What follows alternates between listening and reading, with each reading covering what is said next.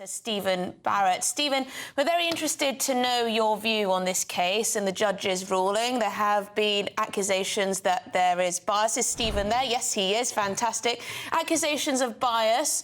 Are those fair, do you think? Well, I want to be very clear to your viewers that this is, I think, the greatest test that the modern structure of the judiciary, of our judges, has faced. This is a very serious incident. We restructured how the judiciary worked in around 2005. In the noughties, we got rid of the old structure where we had a robust and single individual called the Lord Chancellor, who was responsible for controlling judges and holding them all to task. And we replaced them with a different, more corporate style structure. And I do want your viewers to think about that. Maybe we'll return to that. In the first instance, this is very concerning. And I am very concerned that the initial investigation has already closed, which sounds implausible, impossible, and absurd.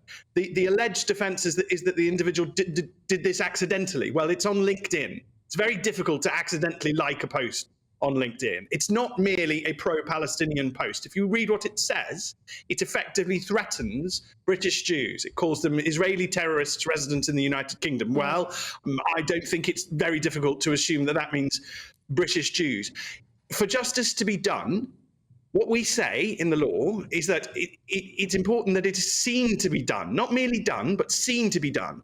And we say that it must be manifestly and undoubtedly seen to be done. And at the moment, that is a massive question. Now, the old system, a Lord Chancellor would have a grip on this, and you'd have someone to interview about this and ask very serious questions about what's going to happen next. How are we going to fix this? How are we going to restore trust and faith in the judiciary? Because this isn't just the BBC. Other institutions are less important. The judiciary is fundamental to our country, and the public must have faith in it. So the most important question now is, how are we going to restore public trust and faith in the judiciary?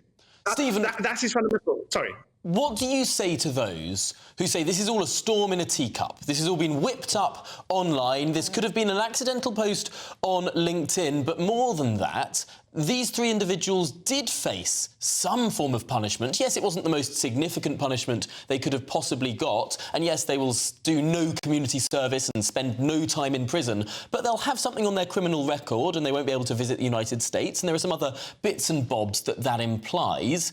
They were handed a punishment. Is there an argument that this was justice done?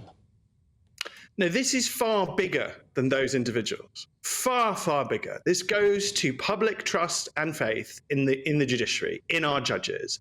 And we have to look at what type of judge this was as well. Why was he on social media at all?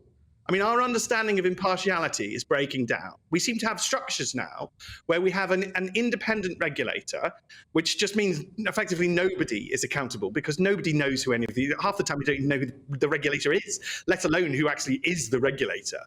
In the old days, we had accountability through ministers who we could see, who we could ask questions to and hold accountable. In theory, in this instance, the Lady Chief Justice is responsible for the judges. So in theory, the Lady Chief Justice should be doing media and restoring trust and faith in the judiciary. But the Lady Chief Justice has offered no comment.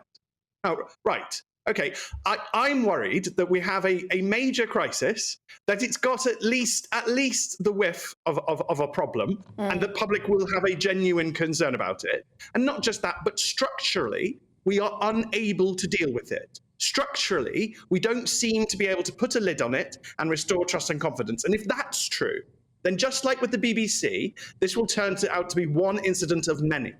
And there will be other incidents that will come up. We will find other members of the judiciary.